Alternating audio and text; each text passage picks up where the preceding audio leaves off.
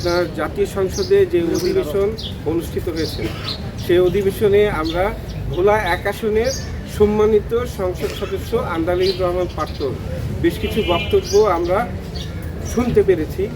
আসলে প্রকৃত বিষয়টা হলো যে ওনার বক্তব্যের বিষয়ে উনি আপনার 1972-এর সংবিধানের বিষয়ে আলোকপাত করেছেন, তারপর হলো আপনার গণভোটের বিষয়ে আলোকপাত করেছেন এবং সংবিধান সংস্কারের বিষয়ে আলোকপাত করেছেন।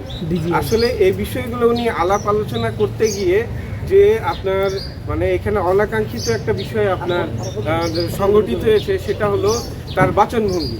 তিনি বক্তব্য প্রদান করতে গিয়ে বাংলার সাথে ইংরেজি সংমিশ্রণে আপনার মানে একটা উদ্ভট ধরনের বক্তব্য উপস্থাপন করেছেন দেশবাসীর সামনে। তো এটার আসলে তীব্র নিন্দা জানাচ্ছি আমি, কারণ 1952 সালে 21শে ফেব্রুয়ারি আমাদের বরকত সালাম, রফিক, জব্বার আমাদের বেশ কিছু সংগ্রামী ভাইদের বুকের তাজা রক্তের বিনিময়ে আমরা রাষ্ট্রভাষা বাংলা পেয়েছি এবং তার ফলশ্রুতিতে এই যে 21শে ফেব্রুয়ারি অর্থাৎ ভাষার জন্য যে আমরা বাঙালি জাতি জীবন দিয়েছি, এই ভাষার জন্য জীবন দেওয়ার কারণে এই দিবসটি আন্তর্জাতিক মাতৃভাষা দিবস হিসাবে বিশ্বব্যাপী আপনার এটা উদযাপিত হয়।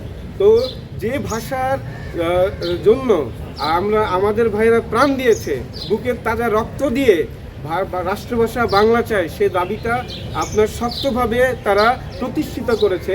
তো আমার মনে হয় যে সংসদে যারা নির্বাচিত জনপ্রতিনিধি আছেন তাদের প্রত্যেকেরই উচিত যে বাংলা ভাষা, রাষ্ট্রভাষা বাংলার প্রতি আপনার শ্রদ্ধা এবং মর্যাদা বজায় রেখে তাদের বক্তব্যগুলো দেশের জনগণের সামনে উপস্থাপন করা উচিত।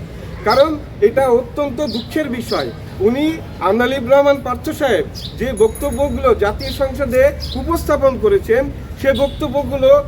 সে বিষয়গুলো অতি গুরুত্বপূর্ণ, কিন্তু তার বাচনভঙ্গির এলোমেলো মানে পরিস্থিতির কারণে উনি কখনো বাংলার ভেতরে ইংরেজি ঢুকায় ফেলতেছেন, কখনো উর্দু নিয়ে আসতেছেন, কখনো আপনার বিভিন্ন ধরনের আপনার মানে বিষয়গুলো আপনার উপস্থাপন করতেছেন, সেটা আপনার শুদ্ধ বাংলায় না।